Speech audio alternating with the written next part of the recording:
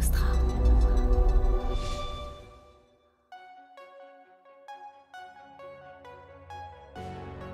Je reçois mon communiqué de presse.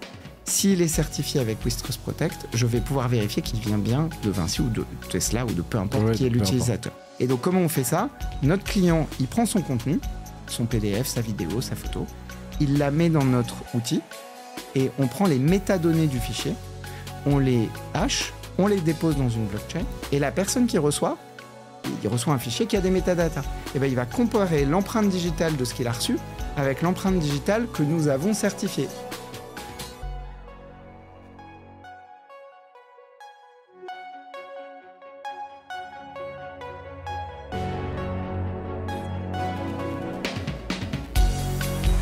Bienvenue dans Mediarama, le podcast du futur des médias. Je suis François Desfossés et chaque semaine, je rencontre des entrepreneurs, des têtes penseuses et des experts de la galaxie média. Ce podcast est proposé par Cosa Vostra, agence de conseil tech et créative. Retrouvez-nous sur cosavostra.com.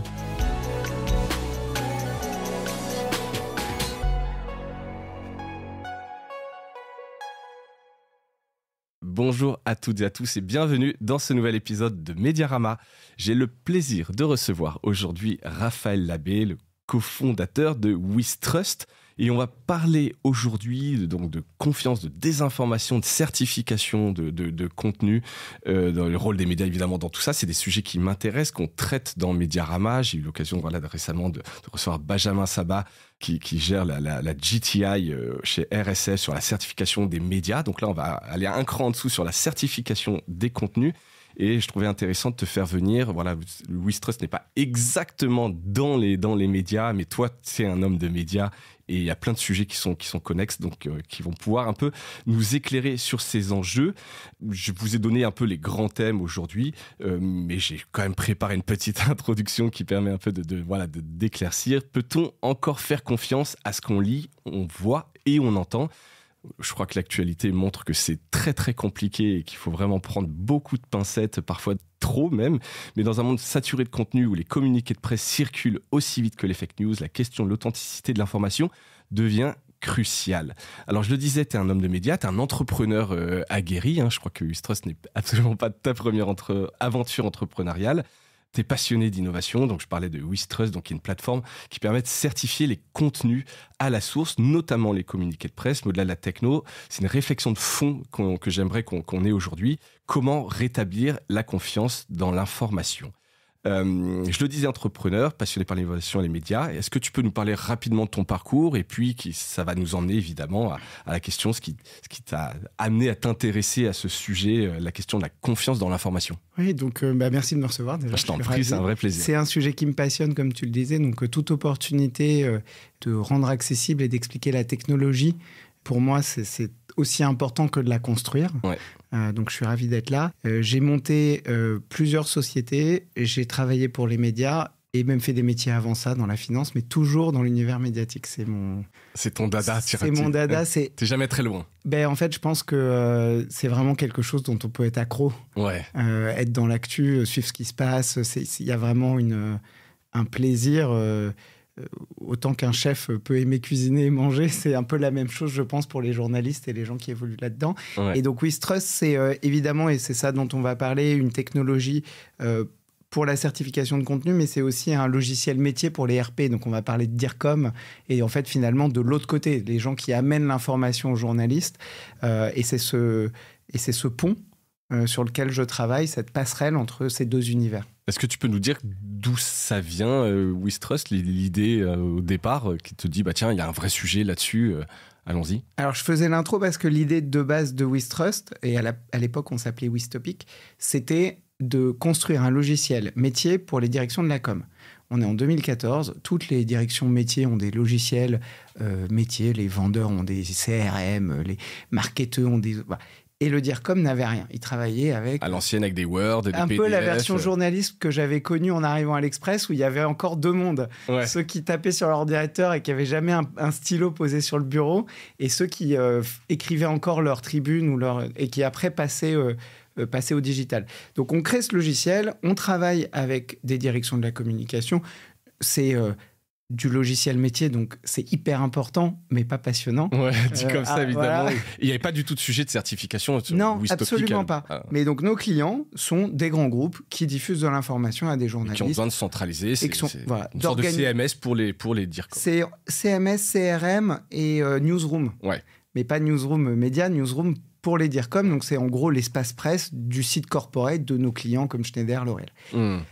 Et on est en 2017 et il y a Donc, je raconte cette anecdote parce que c'est effectivement l'initiation du projet de WithTrust Protect qui est la partie certification. Il y a un faux communiqué de presse qui arrive dans les desks des rédactions et des agences médias. Oui, qui sont aussi un relais, évidemment. Qui est hyper important. Ouais. Une dépêche AFP, c'est partout. Les journalistes peuvent traiter des choses qui ne sont pas dans les dépêches AFP, mais en général, un sujet qui a fait l'AFP ou Reuters, il est suffisamment massif pour être pris. Donc, ce communiqué de presse arrive à j'ai plus les horaires exacts, ça fait un moment, mais milieu d'après-midi, 3h, et il dit « Le groupe a commis des erreurs dans ses comptes au cours des 3 dernières années et on va rectifier nos bénéfices et notre chiffre d'affaires. » Et si tu veux, quand les marchés sont ouverts, cette information-là, elle oblige à réévaluer complètement la valeur du titre, de l'action. Et donc, Reuters reprend cette information. Ça fait bouger les marchés. Les médias, voyant la dépêche Reuters, reprennent l'information. Le titre plonge de 20%. Donc, qui doit représenter quelques milliards de market capitalisation. Ouais. Et une quarantaine de minutes après, un nouveau communiqué de presse arrive et dit non, ça n'est absolument pas vrai. Ce que vous avez reçu est faux. Le premier et le second communiqué de presse ont été fabriqués par des gens dans le seul but de manipuler le cours de bourse. Y compris le second ? Y compris le second. Donc en fait, ils ont switché on et switché off pour avoir une fenêtre dans laquelle ils pouvaient faire du trading. Oui, parce qu'en fait, dès qu'il y avait le deuxième, le cours est remonté limite. Exactement. Normalement. Alors, on ne va pas... d'abord parce que cette histoire est extrêmement documentée en ligne. Et il y a eu même un procès de l'AMF. Donc, si vous voulez creuser, c'est assez passionnant. Je pourrais poser plein de questions. Ouais. Ce n'est pas le sujet de l'épisode, mais c'est juste assez. Il y a un vrai côté polar. C'est vraiment une histoire... c'est des braqueurs. Les mecs ont été arrêtés, pardon on n'a trouvé personne. Ils ont pas... l'AMF n'a pas réussi à les identifier. Donc, ce qui est probable... Il y a dû y avoir des ventes, pardon, quand même. Alors... Difficile de trader le titre parce que là, tu as une fenêtre, un volume et tu pourrais identifier chaque transaction. Et d'ailleurs, l'AMF qui a fait son enquête, ils ont probablement pointé chaque transaction pour essayer de voir d'où ça vient. Ce qui se passe, c'est que le Vinci est dans le CAC 40, représente un petit morceau du CAC 40. Quand tu fais bouger beaucoup une entreprise qui représente un petit bout du CAC 40, tu fais bouger tout le CAC 40. Si tu sais exactement quand va avoir lieu ta fenêtre, tu peux acheter des produits dérivés du CAC 40. Ouais. Et alors là, ça devient c'est l'océan. Oui, voilà. c'est des paquets. Et donc, ils sont rentrés-sortis. Probablement, on estime, fait entre 10 et 50 millions d'euros de bénéfices. Ah, c'est joli. Et pour faire ça, ils ont fait un faux site internet. Ok, quand même un site internet. Ce qui hébergeait un faux PDF qui a été envoyé aux rédactions avec un faux numéro de téléphone, un burner phone. Et d'ailleurs, plusieurs agences ont appelé. Et on leur a dit, oui, c'est bien vrai. Certaines agences, et je vais pas, le but n'est pas de pointer des doigts, mais certaines agences avaient le numéro aussi du DIRCOM dans leur téléphone, et eux, ils n'ont pas appelé le numéro du CP faux, mais le vrai. Et là, on leur a dit, non, mais je comprends pas, c'est pas nous. Voilà. Donc, mais une fois que l'information est dehors... c'est une bombe. C'est fini et tout s'emballe. Donc, moi, je vends un logiciel à l'époque dont le but est d'aider mes clients, des grandes entreprises cotées, à diffuser de l'information auprès des journalistes. C'était pas ton client ? Non, c'était pas mon client. Et je me dis, mais si ça nous arrive, comment on fait ? L'idée d'utiliser de la technologie pour protéger ces marques et le contenu, et puis aussi les journalistes, parce que dans cette histoire, il y a plein de victimes. L'entreprise, le média qui a repris et qui a d'ailleurs été condamné à une amende, et puis aussi tous les gens qui ont tradé et perdu de l'argent. Oui, les victimes sont nombreuses. Voilà, donc elles sont nombreuses et en même temps, il n'y a personne. C'est une masse. Voilà. Donc, du coup, je me suis dit, il faut qu'on fasse quelque chose. Et de ce point de départ de cette première crise française identifiée, je commence à regarder. Je m'aperçois que c'est fréquent.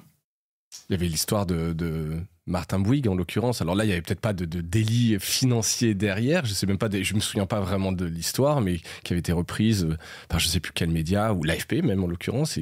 Alors que le mec n'était pas mort, quoi. On n'a pas préparé, mais tu me fais des transitions. Un de nos premiers gros clients du CAC 40, ça a été le groupe Bouygues et toutes ses filiales. Notamment TF1, qui est un groupe de médias, donc qui est... émetteur et récepteur, donc, voilà, ça c'était important. Mais oui, il y a eu en France cette histoire-là. Alors c'était effectivement pas une manipulation financière, mais plutôt liée à une erreur. Hein. C'était un homonyme mort pendant le week-end. Voilà. On va dire c'est plus un accident éditorial qu'autre chose. Mais surtout, non, il y a eu plein de cas. En fait, il y a des je sais pas comment on dit en français, en anglais on dit des blagues du 1er avril où je sais pas qui annonçait que telle société dans la pharmacie allait vendre ses médicaments hyper onéreux à 1 euro pour voilà, et du coup la boîte est obligée de réagir et c'est pas très agréable de devoir dire en fait non, on va pas baisser nos prix quand... Ouais, c'est une mauvaise com, c'est une mauvaise pub pour le coup, alors qu'ils n'ont rien demandé, que c'était juste une blague à la base. En gros, je m'aperçois, et je vais m'arrêter après, mais je m'aperçois qu'il y a plein de cas dont on parle pas beaucoup. Il y en a certains qui ont fait du bruit, d'autres pas, mais que c'est fréquent. À l'époque, il y avait pas encore l'IA, mais c'était déjà fréquent. Et je me dis, en fait, il faut qu'on fasse quelque chose. C'est un problème technologique. On doit pouvoir fabriquer une solution technologique pour aider les journalistes à vérifier que ça vient bien de quelque part, qui doit être de confiance. Et donc, c'est cette crise de cette peur, mais aussi de cette envie d'essayer d'adresser, d'utiliser la technologie à bon escient qui est venu le projet. Et aujourd'hui, évidemment, on répond à des enjeux comme celle que tu viens de citer pour Martin Bouygues, mais en fait, toute société qui est cotée et qui vit de sa réputation et dont le prix est aussi fixé par sa réputation, a besoin de se protéger contre ce genre d'attaque. Donc de fake news quelque part, hein. Là en l'occurrence c'en était une, donc on en parle beaucoup de fake news depuis quelques années, de cette défiance envers les médias et justement qui peuvent faire parfois des erreurs. Comment tu analyses cette crise de confiance? Est-ce qu'elle est si nouvelle pour toi? Est-ce que ça a toujours été? Ouais, déjà il y a énormément d'analyses assez pointues et souvent un peu verticalisées. Mais globalement, si on prend un tout petit peu de recul, c'est pas nouveau. Ça a été beaucoup dans le monde de la propagande et de la politique ou du lobbying quand c'était pour le monde des entreprises. Donc ça existait. On va dire que ça a resté plutôt, je ne veux pas cloisonner, mais assez contraint. Les réseaux sociaux, la profusion d'informations liées au web, la capacité ça a juste énormément augmenté. Ouais, de manière exponentielle. Voilà. Tout le monde peut aujourd'hui... Donc cette crise, si tu veux, je pense ça a toujours... Les méthodes derrière les fake news ont toujours été là. C'est juste la capacité à les déployer, à les utiliser aussi dans des cas un peu différents. On a parlé là d'attaques financières, mais il y a aussi beaucoup d'activisme, hacking. Ouais, et ça, c'est aussi une autre stratégie, c'est prendre à partie une entreprise en faisant un faux communiqué de presse pour dire... demain, on va faire ça. Et puis, en fait, l'entreprise est obligée de dire, non, on ne va pas faire ça, c'est pas ce qu'on a décidé, c'est pas nous. Et du coup, ils se retrouvent à traiter un sujet. En fait, on impose un agenda médiatique c'est ça. Que l'entreprise n'a pas souhaité, parfois que les journalistes n'ont pas souhaité, mais comme l'information a l'air significative, ils la traitent. Et donc, c'est de la manipulation et ça a beaucoup explosé. Je pense que l'infobésité y est pour énormément. Et il y a un autre facteur aussi, c'est les algorithmes. Parce qu'en fait, il y a pas mal d'études qui ont été menées. Les algorithmes renforcent nos centres d'intérêt. Tu commences à regarder, pendant le Covid, tu regardais quelque chose sur les vaccins, et en 5 swipe, t'arrivais sur des fake news. Ouais. Et donc, en fait, les algos aussi font que si tu te nourrissais dans ton journal papier tous les jours et que t'écoutais un peu la radio, c'était plus compliqué de venir te glisser des... Oui, c'était une ligne éditoriale, c'était quelque part, c'était pour tout le monde pareil, etc. Donc Martin Bouygues restait mort pendant un week-end parce que voilà, mais ça restait contrôlable. Et là, aujourd'hui, c'est vrai que ça devient très compliqué et plus la jeune génération aussi se nourrit différemment de nouveautés, d'innovations, plus c'est facile d'essayer de s'insérer au milieu de ça, les côtés institutions, les institutions dans lesquelles on peut avoir confiance, sont moins nombreuses, elles occupent moins de place. Ouais. Et en plus, on n'en doute plus. Je lisais un chiffre, je crois que c'est 65% des Français qui remettent en cause la fiabilité des médias. C'est énorme. C'est énorme, c'est flippant dit comme ça. Mais c'est vrai que c'est le cas, c'est ce que montre le Reuters Institute notamment, etc. Cette confiance qui s'érode. Et ça, particulièrement. Cette crise-là, elle n'est pas que liée aux médias, elle est liée à énormément de facteurs de société, énormément de facteurs de société aussi. On ne peut pas juste pointer du doigt les algos ou le travail de SAP des trolls russes. Ouais, voilà, de gouvernement, etc., quoi.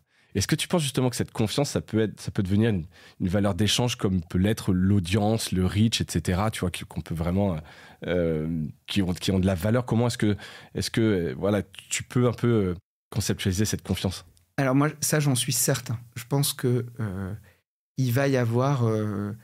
il y a déjà, en fait, si tu veux. Aujourd'hui, quand tu as commencé, et moi aussi, le web, il était gratuit, les médias aussi, ils ne trouvaient pas leur business model. Ouais. Puis, ils ont mis des paywalls, on s'est mis à payer, nos habitudes ont changé, et aujourd'hui, un média en ligne avec un certain nombre d'abonnés est beaucoup plus rentable qu'un média print. Ouais. Donc ça, c'est très positif.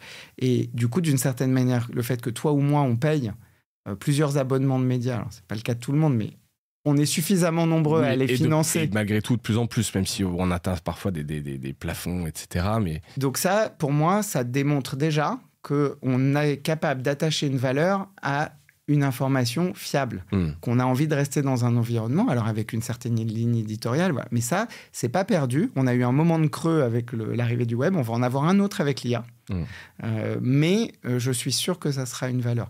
Et d'une certaine manière, tu me parlais du reach et de l'influence. Je pense qu'on vit la même chose aussi dans l'influence. Alors, c'est pas mon métier, donc je vais pas m'aventurer trop, mais les premiers influenceurs n'étaient pas monétisés. Donc, ils étaient hyper intéressants. Ils disaient ce qu'ils pensaient, ils racontaient ce qu'ils achetaient. Bon, voilà. À partir du moment où on s'est mis à les monétiser beaucoup, tu pouvais plus savoir si c'était du sponsoring, une vraie conviction et la ligne s'est mise à être floutée. Ouais. Je pense qu'à chaque fois qu'il y a une transformation de ce type-là, la ligne se floute. Mais après, d'une certaine manière... maintenant, tu dois dire si c'est un paid post. Les gens ont été éduqués. Très important, l'éducation sur ces sujets. Et donc, je suis assez convaincu que oui, on va retrouver, après une nouvelle phase un peu difficile, on va retrouver de la valeur, on va se recréer des nouvelles habitudes, mais tu ne changes pas un écosystème et une société en 4 minutes. Donc, beaucoup de bazar. Ouais, et ça, beaucoup de casse au passage, etc. Des gens qui ont... De défiance. De défiance, exactement. Et comment, justement, ces médias, mais aussi, donc là, on parle d'institutions ou d'entreprises, elles peuvent prouver qu'elles sont une source fiable. Tu vois, il y a beaucoup d'initiatives. Alors, par exemple, dans les médias, on dit, ouais, il faut faire par exemple, c'est un exemple, mais du fast cam, il faut expliquer behind the scene, comment ça se passe, les conférences de rédaction, c'est des choses. Mais comment est-ce qu'on peut prouver qu'on est une source fiable? De manière simple. Alors, simple, il faudrait des badges. Enfin, c'est le truc verified. Alors, ça ne marche plus pour Twitter, mais ça marche encore pour LinkedIn. C'est le contre-exemple, mais pour plein de raisons. Mais dans cette idée, je pense que ça, c'est très bien. Une autorité tierce. On a un de nos clients, c'est Bureau Veritas, qu'utilise aussi Wistrust Protect, parce qu'ils sont sur prouver que les process métiers sont fiables. C'est les fameux ISO. Ouais. ISO 27001, ISO. Voilà. Donc, eux, ils vérifient les méthodologies de travail des entreprises pour te garantir que ta nourriture est saine, que la chaîne du froid est respectée. Enfin, ils ont des normes ISO. Critères. Il y en a de partout. D'une certaine manière, ça, c'est très important, à mon avis. Mais c'est toute une chaîne, en fait. Donc, si on met un label, c'est très bien, mais il faut croire le label, il faut qu'il soit utilisé. Enfin, à nouveau... Il faut qu'il soit adopté par tout le monde, etc. Tu vois, je rebondis sur cet épisode que j'ai eu avec Benjamin, enfin, dans le GTI, c'est ça, c'est avoir donné un label, c'est une norme ISO pour les médias. Est-ce que c'est une bonne initiative? Est-ce que tu y crois, toi, quelque part? Est-ce que il pourrait y avoir ça dans les institutions aussi, ou les entreprises? Et on pourra revenir sur comment prouver, parce que c'est un point important, juste après, mais tout ce qui vient améliorer les méthodologies de travail qui permettent d'avoir confiance, c'est utile. Évidemment, l'adoption va être essentielle. Donc, si tu en fais une qu'elle est géniale, mais que personne ne l'adopte, ça ne sert à rien. C'est vraiment, oui, ça va être l'adoption qui fait, c'est pas la qualité de la certification. On reviendra un peu à Wistrust Protect, mais on est fort dans certains secteurs d'activité qui sont les entreprises cotées, la finance, etc. Du coup, les journalistes nous connaissent, du coup, ça marche. Si demain, je m'aventurais dans certifier, j'en sais rien, la provenance de bonbons, j'aurais aucune crédibilité. Le consommateur ne sait pas qui je suis. Donc voilà, donc j'ai besoin de construire un double écosystème, des émetteurs et des récepteurs qui sont capables de se mettre d'accord sur le fait que ce protocole entre nous deux, il est important. Mais comment on prouve qu'on est une source fiable, par la régularité, par le fait de, quand on fait une erreur, la reconnaître, corriger, par une forme de transparence.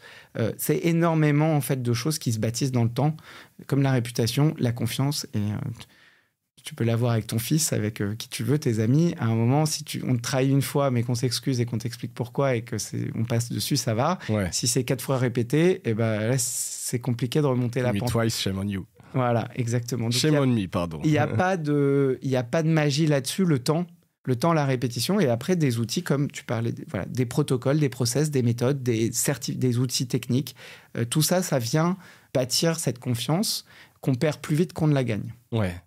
Est-ce que tu peux nous parler un peu quand même de la certification, un petit peu des contenus, comment ça marche un peu techniquement, enfin peut-être un volet un peu technique, mais ça m'intéresse. Je leur dis, le GTI, c'est pas pour parler en permanence de GTI, mais je trouvais l'initiative vraiment bien sur le papier, mais eux, c'est plus une certification des médias, la manière dont un média travaille, etc., mais absolument pas les contenus. Donc après, les contenus peuvent être diffusés partout, tu sors un peu du cadre du site, etc. Comment techniquement on peut certifier un contenu? Alors, la certification, c'est avoir un système qui permet de vérifier quelque chose.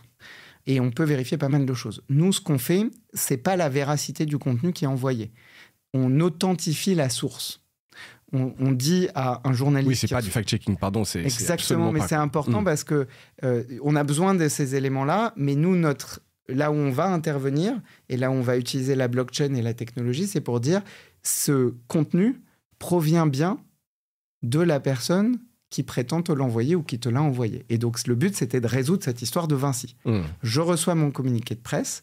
S'il est certifié avec WithTrust Protect, je vais pouvoir vérifier qu'il vient bien de Vinci ou de Tesla ou de peu importe qui est l'utilisateur. Et donc, comment on fait ça? Notre client, il prend son contenu, son PDF, sa vidéo, sa photo, il la met dans notre outil et on prend les métadonnées du fichier, on les hash, un tout petit peu de technique, en gros, on les encrypte, on les dépose dans une blockchain et la personne qui reçoit, dedans, il reçoit un fichier qui a des métadatas. Et ben, il va comparer l'empreinte digitale de ce qu'il a reçu avec l'empreinte digitale que nous avons certifiée. Si ça match, on va dire, bah oui, c'est bien François, c'est bien son pouce. Donc, tu peux y aller, tu peux lui faire confiance. Et du coup, c'est techniquement ce qu'on fait. Si dans le contenu, il y a une erreur, pas fait de fact-checking. Oui. Donc ça, si le journaliste reprend l'erreur va se répéter. Ouais. Donc on voit bien que c'est multi-layer et on a besoin de l'ensemble des couches pour ne pas créer de doute, parce que tu peux avoir un doute sur la provenance, tu peux avoir un doute sur la véracité, tu peux avoir un doute sur la même l'angle. C'est traité avec un certain regard. Ce regard peut déformer ou zoomer sur un élément de réalité, de ne pas donner tout le contexte. On a besoin d'être confiant sur ces choses-là. Et en fait, au quotidien, on lit, on ne réfléchit pas. Quand on lit un papier, on ne se pose pas toutes ces questions. Ouais. Pourquoi ? Parce que si on a bien fait son boulot, le média chez qui je vais lire, j'ai suffisamment confiance en lui et je lui fais confiance. Il a bâti dans le temps cette confiance avec moi et je vais accepter ce qu'il me dit, même si je peux ne pas être d'accord. Ça, c'est encore le dernier. C'est le dernier échelon. Comment ça se présente d'un point de vue expérience utilisateur ? Donc vous, c'est quand même un outil B2B, communiqué de presse, etc. Donc je ne sais pas, peut-être en un mot, c'est quoi l'expérience ? Parce que tu dis c'est le pouce, mais les gens font le travail, ils ont quoi ? Ils doivent aller chercher des métadatas ou c'est un outil très simple ? En fait, c'est un drag and drop. D'accord. Je vais utiliser, ça s'appelle plus comme ça, mais c'est you send it. Ouais. Tu drag and drop mon client. L'Oréal prend son fichier, le drag and drop dans notre outil. L'outil fait tout le travail, parce que c'est le robot, pas besoin de t'embêter, Kevin. Il fait tout le travail, il encode, il pose dans la blockchain, le journaliste reçoit le document, il a un doute, tiens, c'est bizarre, ça arrive pendant que la bourse est ouverte, ça aurait dû mettre la puce à l'oreille de pas mal de monde sur l'affaire Vinci. On manipule un cours de bourse quand le marché est ouvert, pas quand il est fermé, donc faites plus attention à ces moments-là. Mais tu prends ton fichier, tu le drag and drop, et nous, pareil, on fait le travail, on cherche, on match le truc et on te répond oui, c'est bon. Donc il y a une interface pour le journaliste. Oui, qui est accessible en ligne sur protect.withtrust.com. Et donc là, si on sort un peu de WithTrust et qu'on essaye de se projeter dans un média, demain je vois un contenu en ligne sur une plateforme, comment je pourrais avoir l'assurance que ce soit Alors nos clients le marquent, ils te le disent en fait. D'abord, quand ils adoptent la technologie, pour eux c'est important, on y reviendra peut-être, mais c'est un enjeu de fiabilité du monde dans lequel ils évoluent. Ils ont envie d'évoluer dans un monde de confiance et ils ont envie que les journalistes leur fassent confiance. Donc, adopter notre technologie, WithTrust, c'est pouvoir dire à tes partenaires, regardez, je vais me mettre je vais vous donner un système de contrôle et je vais à partir d'aujourd'hui faire cette petite étape en plus, ce drag and drop, pour vous autoriser à vérifier que si vous avez un doute, enfin pour que vous permettre de, si vous avez un doute, vérifier de manière simple, sans avoir à m'appeler, que ça vient bien de chez moi. Et donc du coup, c'est un outil qui va nous aider à travailler tous les deux en bonne confiance. Donc le cœur, c'est ça. Et évidemment, comme je le disais, un journaliste sportif n'a aucune raison d'utiliser WithTrust parce que j'ai pas d'utilisateur. Le PSG n'utilise pas, d'ailleurs, si le PSG veut signer, c'est avec plaisir, mais le PSG n'utilise pas, même si je sais qu'ici, c'est d'autres équipes de foot qu'on peut soutenir parfois, mais voilà. Et par contre, du coup, dans les environnements où on a beaucoup de clients, les journalistes nous connaissent très bien et on ne remplace pas la petite lumière rouge du journaliste qui « j'ai un doute ».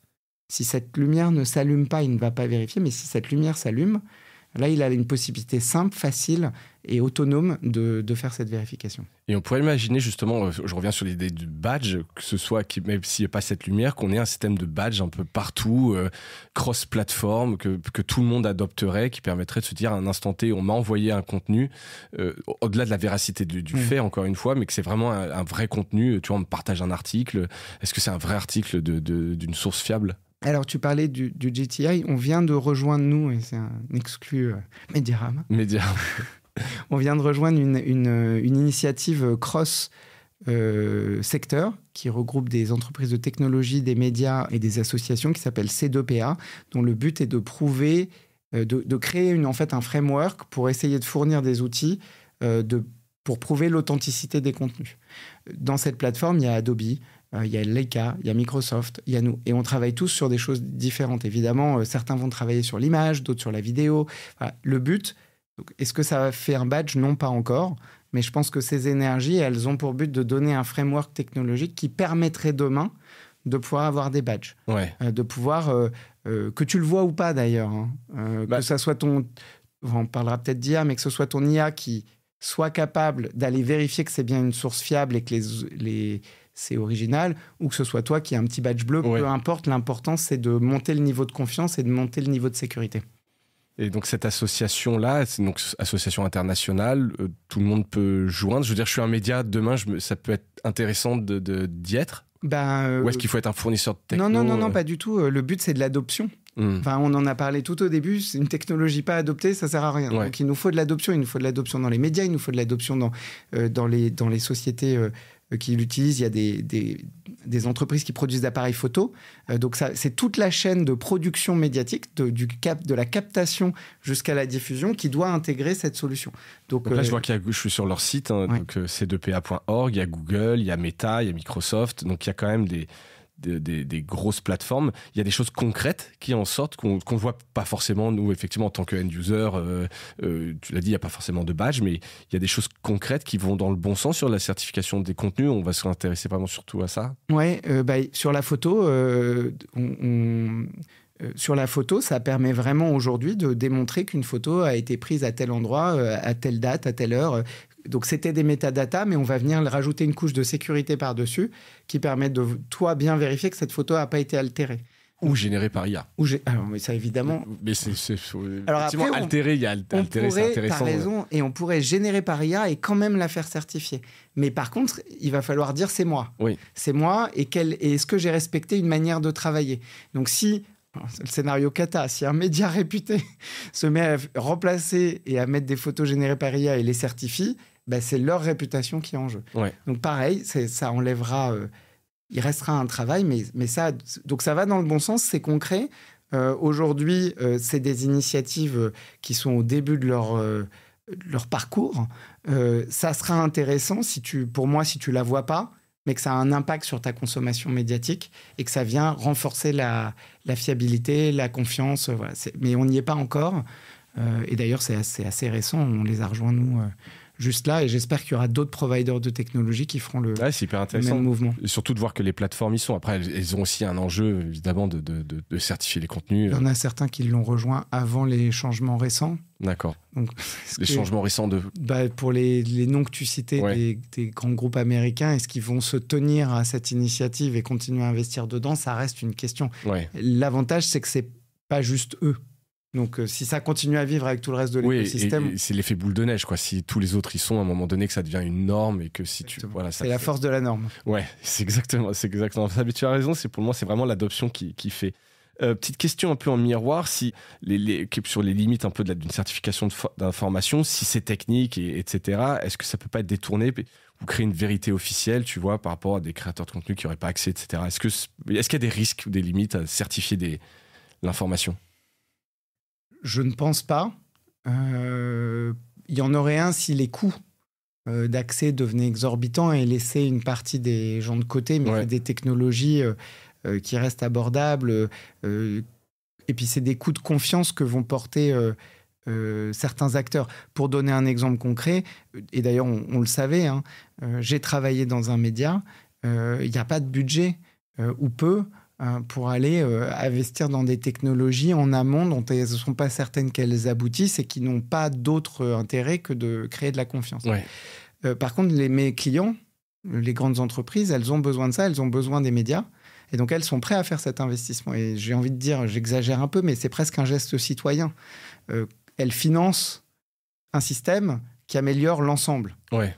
Donc, il faut un payeur. Si c'est Meta, c'est mieux que si c'est toi en tant que consommateur. C'est les fameux tests de « vous voulez pas de pub, c'est $10 ». Ça marche pas hyper bien. Mais si tu trouves un modèle économique qui fonctionne, qui soit financé par des grandes plateformes ou, dans notre cas, financé par les entreprises pour offrir l'outil gratuitement aux journalistes, ça marche. Ouais. Donc, il y a aussi, tu as raison, peut-être un enjeu de modèle économique, mais c'est un intérêt collectif. Donc, je ne vois pas comment ça pourrait être vraiment détourné pour laisser des gens de côté. Ça ne marche à nouveau qu'avec une collectivité. Donc, mettre des gens de côté, ce n'est pas l'intérêt de la norme. Ok. Et je rebondis dessus. Est-ce qu'il y a les institutions en France, par exemple, s'intéressent à la certification de contenu dans ces initiatives ? Je ne sais pas, j'imagine que c'est un secteur que tu regardes de près. Il y a au niveau des institutions officielles des initiatives ? Alors, le MEDEF fait une conférence dans quelques jours sur le sujet. Il y a des prises de parole et nous, on essaye de convaincre les acteurs publics d'adopter notre technologie parce qu'il y a eu des attaques, des faux sites du ministère des Affaires étrangères où il y avait un faux site qui avait été créé avec des faux communiqués de presse qui annonçaient des trucs sur l'Ukraine et la Russie qui étaient... Voilà. Grave plutôt en termes d'impact et de conséquences. Donc nous, là, en ce moment, moi, je suis dans une démarche qui n'était pas la mienne, mais maintenant, je vais voir les institutions publiques parce que je pense qu'elles font partie de l'écosystème et c'est bien. On a un premier client là, qui a adopté ça, qui est Business France. Donc, il porte la marque France et c'est une institution qui va nous aider, mais c'est pas un effort majeur, mais si tu demandes à beaucoup de journalistes, ils te diront que la liberté de la presse et tout ce qui va favoriser l'écosystème médiatique est plus financé par le privé que par des initiatives publiques qui veulent le bien de la démocratie. Ouais, c'est clair. Je ne peux pas dire autre chose que je pense que ces journalistes sont assez justes sur l'analyse qu'ils font. Mais il faut saluer toute initiative du gouvernement. Non, mais bien sûr, et pousser et continuer de discuter. Exactement. Et de voir ce qu'on peut faire. Parce qu'effectivement, après, ça pourrait devenir quelque chose qui a aussi un intérêt pour le public. Si on parlait sur le modèle économique, ça peut être devenu des normes obligatoires, etc. Je pense que les incursions... les Russes, il n'y a pas que les Russes, hein, mais... Je pense que oui, ça a été majoritairement, mais je pense que les attaques qu'on a eues ont quand même fait prendre conscience à la classe politique qu'il y avait un enjeu sociétal et un enjeu sur la démocratie et qu'en fait, ils ne pouvaient pas non plus se laver les mains du problème et laisser ça aux institutions privées. Ça touche à un bien... La démocratie est un bien collectif. Ouais. Il faut quand même tous qu'on s'y mette pour essayer de la préserver et ce n'est pas facile vu l'actualité ambiante. C'est le moins qu'on puisse dire. Et tu penses justement que les médias traditionnels peuvent regagner du terrain en matière de confiance ou alors je provoque en disant est-ce que la bataille est perdue devant la profusion des contenus, l'éclatement un peu de où tu consommes, etc. Est-ce que non, tu penses que c'est... J'aurais une réponse un peu modérée par rapport à ça, mais tu sais, on parlait de ce baromètre Lacroix Kantar, je crois, tu me citais celui de Reuters Institute. En fait, quand tu creuses un tout petit peu, donc il y a une défiance générale, mais, et c'est peut-être la lueur d'espoir au bout du tunnel, mais les gens qui ont répondu à ces sondages disent aussi qu'ils ont plus confiance dans les médias qui suivent régulièrement. Donc, en fait, il y a une défiance générale, mais si on arrive à bâtir cette fameuse relation, en fait, à un moment, on va leur faire confiance. Donc je pense qu'on revient aussi au sujet.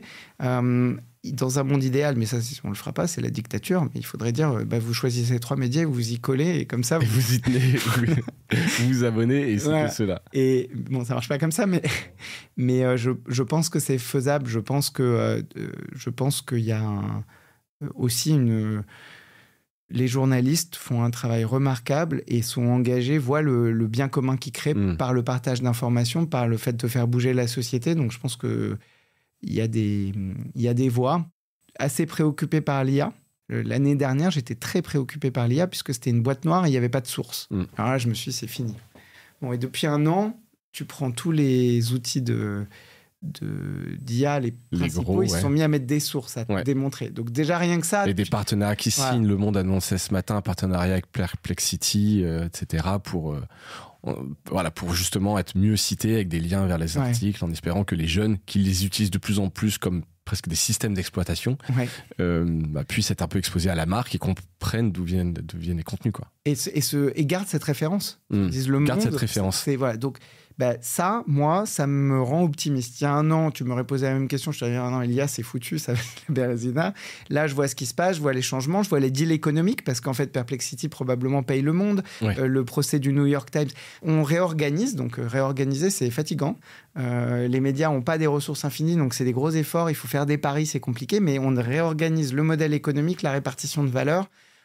C'est juste que les pauvres, ils ont eu le web, ils ont eu le mobile, ils ont l'IA, ils sont pas au repos, ils n'ont pas fait 4 années tranquilles où c'était le même modèle économique qui livrait la valeur de la même manière. Donc, on revient à la première question, où c'est un milieu passionnant parce qu'on crise en permanence avec des nouveaux sujets. Oui, en plus d'être dans le cœur de l'actualité, on est aussi dans une transformation hyper structurante.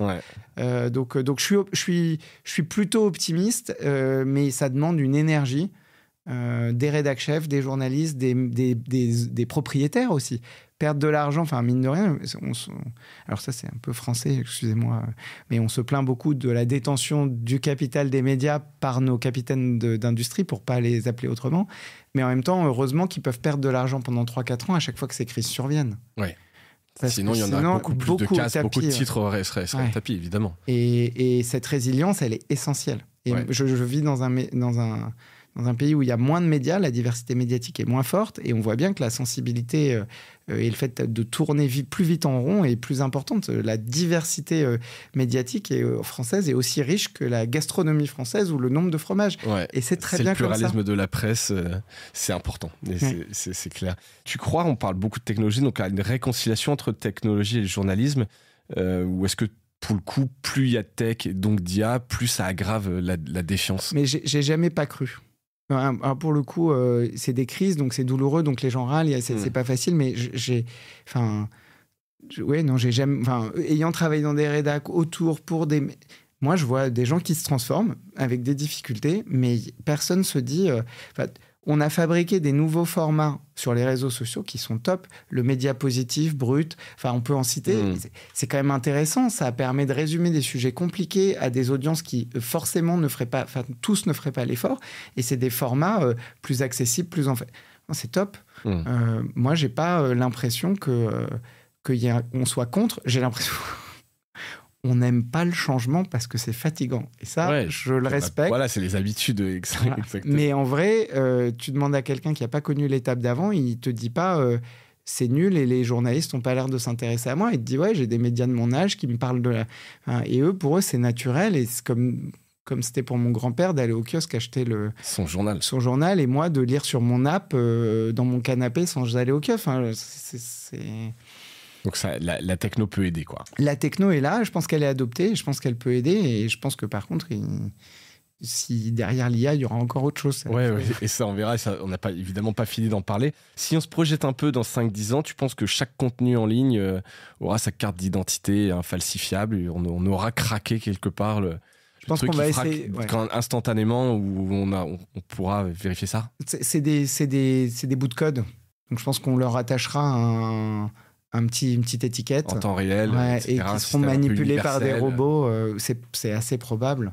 On en a besoin, donc on va le développer. Vous y participez un peu à Wistrust quelque part. Exactement. Sans avancer un petit peu. Oui, je ne ferais pas tout ça si j'avais pas une toute petite conviction qu'on va dans le bon sens. Ça, c'est clair. Est-ce qu'il y a un média, une initiative ou une personne dans l'écosystème que tu suis de près du coup, et qui incarne bien justement un peu cette confiance qu'on cherche tous? Ces 2 PA qu'on a cités tout à l'heure, dont on a déjà un peu parlé, je pense que c'est l'initiative qui me plaît le plus. C'est pour ça que je suis ravi qu'on ait décidé de la rejoindre. C'est gratuit, pardon? Non, il y a un abonnement parce qu'il faut financer l'association, mais voilà, qui n'est pas déraisonnable. Qui est pas déraisonnable. Un tout petit peu plus si tu veux ton logo en énorme sur le site, mais c'est normal aussi. C'est normal, j'imagine. Voilà, mais ouais, donc je citerai ça et j'invite. Et comme c'est américain, c'est un peu moins connu, enfin plutôt né là-bas. Donc j'invite tout le monde à essayer de regarder et peut-être la faire avancer un peu plus ici. Ouais, bien sûr, j'imagine c'est pareil. Encore une fois, plus on l'adopte ici, plus on a voix au chapitre. Je sais pas après quelle est l'organisation. Je me pencherai un peu dessus, peut-être que j'essaierai de... Quand on sera bien abouti, je reviendrai sans souci de raconter les 5 premières années de ces 2 PA. Exactement. Comment ça a sauvé les médias français et les médias internationaux. Et si tu avais une baguette magique là, justement, pour rétablir la confiance dans l'info, est-ce que ce serait ce dont on vient de parler, cette espèce de petit bout de code qui ferait... Alors ça, c'est un bon truc et surtout, moi, je crois beaucoup à la transformation de l'assistant personnel sur... je crois beaucoup à l'IA comme assistant personnel d'information. Un agent qui t'aide. Voilà, et donc si je pouvais avoir une petite baguette magique, j'essaierais de l'utiliser pour taper sur un petit coin du cerveau de Sam Altman, de tous nos grands gourous de l'IA et de leur dire, écoutez, si vous pouviez juste dépenser un tout petit bout d'énergie pour vous mettre maintenant sur G, pour préserver la confiance, préserver la démocratie, ça ne serait pas un mauvais investissement. Que vous soyez privé ou associé, enfin peu importe le modèle qu'est le vôtre, mais oui, ma baguette magique, comme je ne suis pas eux et que je ne peux pas transformer le monde avec mes petites mains, ça serait plutôt de les influencer eux pour qu'ils l'emmènent plutôt dans la direction qui me plaît. Planter la graine, il faudrait être dans Inception et aller leur mettre cette petite idée. Je ne suis pas sûr que ce soit des sujets qui les intéressent tant que ça. Peut-être qu'ils en parlent, mais je pense que dans le déploiement... Je sais pas, et c'est pour ça que pouvoir forcer un tout petit bout de leurs neurones à s'intéresser au sujet et à se préoccuper de ça, ça serait bien. Mais peut-être qu'il y en a un qui nous écoute. Peut-être, on a une star française de l'IA, s'ils sont là, Mistral, si vous voulez. Qui fait du bruit, qui vient de sortir des nouvelles offres, moins chères, etc. C'est quand même chouette quelque part. Alors après, je ne sais pas si on peut encore dire que c'est 100% français quand tu regardes un peu les... Non, mais il lit et écoute le français. Ouais. Peut-être qu'il nous écoute. Ou peut-être que son IA personnel va lui résumer comme on l'a cité. Exactement. Comme on l'a cité, il va avoir une alerte demain et il va nous écouter le petit bout de chapitre et il va se dire, tiens, c'est pas si inintéressant ce qu'ils racontent les deux. Ce serait pas mal. On arrive à la conclusion, Raphaël, de cet épisode. Est-ce que tu as un dernier conseil à donner aux éditeurs, alors les médias ou des communicants en l'occurrence, qui écoutent aussi Mediarama? Par quoi commencer pour reconstruire un lien de confiance? Déjà, il faut qu'ils continuent à faire ce qu'ils font bien et il faut qu'ils continuent à renforcer ce qu'ils font bien. C'est pas parce que ça secoue beaucoup qu'il faut perdre le cap. Et ça, je le vois, tu vois, tu parlais de ma confiance, je le vois. Les gens sont préoccupés, mais ils ne sont pas déstabilisés. Et donc, investissez un peu dans la tech. C'est un problème technologique qui doit être en partie résolu par la technologie. L'éducation compte, mais si on est inondé de fake news toute la journée, l'éducation ne suffira pas. C'est par la tech. Je pense c'est le jeu du chat et la souris. Si le problème est technologique, il faut le résoudre par la techno. Si le problème n'était qu'éducationnel, on pourrait y arriver par l'éducation, mais je ne pense pas que ça soit possible. Non, je partage cet avis. Et il faut investir dans la tech, évidemment. Après, tout le problème des moyens, etc., dans les médias, mais c'est pas le serpent qui se mord la queue, c'est juste, c'est challengeant. Si tu as une baguette magique, c'est à ton tour de donner les moyens pour qu'ils puissent investir dans la tech comme ils le devraient. Ce serait pas mal. Où est-ce qu'on peut te suivre ? Sur LinkedIn, j'ai quitté X il y a un moment et pour ma boîte aussi, justement, quand on s'est mis à pouvoir acheter des badges bleus, je me suis dit non, là, on peut pas continuer comme ça. Là, il y a un truc un peu et puis, oui, non, ça va être principalement ça. LinkedIn. Vous m'envoyez un petit mail. Ça marche bien aussi. Voilà. Je suis ravi de venir dans les rédactions. J'ai pas dit ça, mais on passe un petit peu de temps à expliquer ces hack cases dans les rédactions et c'est du temps... d'éducation. Donc si par contre je sais que tu as une grosse audience journaliste et tout, si ça vous intéresse de nous recevoir pour que je fasse du bénévolat pédagogique. Ouais. Ça, je suis c'est ravi pas de du le tout faire. pour parler de WeStrust, c'est plus vraiment on vient raconter comment les journalistes se sont fait attraper dans des fake news et à quoi il faut faire attention. Et c'est vraiment de la pédagogie. Et d'une certaine manière, c'est aussi ce que financent mes clients. Ouais. Ils financent la techno, ils financent mon temps. Et je le fais, on l'a fait dans beaucoup de rédactions. Et en plus, pour moi, c'est hyper agréable parce que ça permet de parler avec les journalistes de leur métier. Et t'as bien compris, c'est ce que j'aime faire. Donc, exactement. Donc voilà. Dernière question qui est le gimmick du podcast. Est-ce que tu as un truc cool à nous recommander ? Oui, je vais vous recommander la dernière série que j'ai vue, qui est complètement décalée, qui m'a fait plaisir, qui m'a sorti de chez moi, qui s'appelle North of North, qui est une série inclusive sur les Inuits.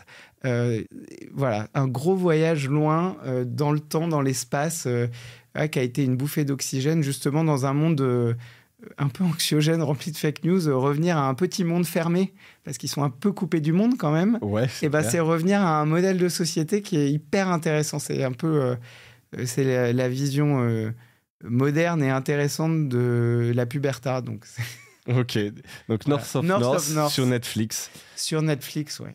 Écoute, merci pour cette recommandation et surtout merci pour ton temps et ta passion, ton enthousiasme qu'on sent bien sur ces sujets de certification. Il y a encore du chemin à faire. Il y a encore du travail, mais en tout cas, à votre échelle, vous y contribuez. Et puis, merci d'avoir fait aussi ce pas de côté pour vraiment un peu plus élargir un peu le débat, qu'on prenne un peu tout ça. C'était enrichissant. Donc, merci. Raphaël. C'était un plaisir. Merci beaucoup. Plaisir partagé. Et merci à toutes et à tous d'avoir écouté cet épisode. Et je vous dis à bientôt. Salut!